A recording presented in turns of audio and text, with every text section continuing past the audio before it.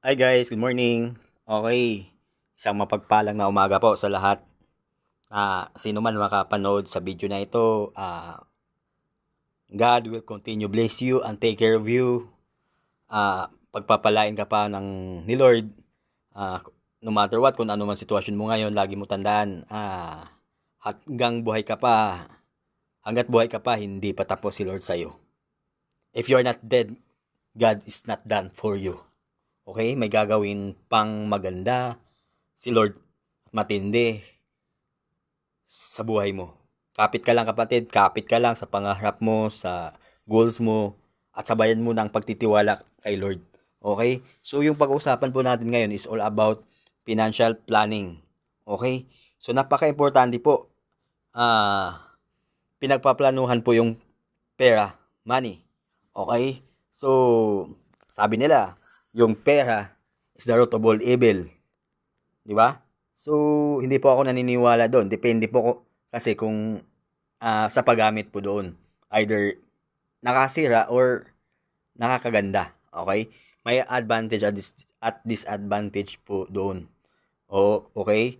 So, yung pag-usapan po natin about is financial planning. So, sa mga kapwa ko mananampalataya dyan, Kristiyano ka na. So, mas malinaw po sa atin yung 10%.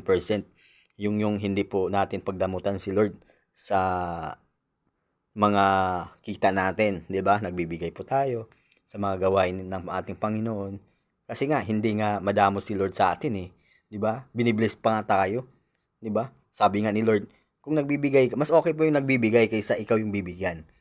Okay? Napakaganda, kung alam mo yung feeling na ikaw yung nagbibigay, 'di ba? Yung generosity, grabe, grabe. Grabe yun po guys. So, malinaw po sa atin yun, financial planning. So, sa mga kapwa ko mananampalataya, so malinaw yun sa atin yung 10% tithes. Okay? Then, halimbawa, so kita natin 100%, di ba?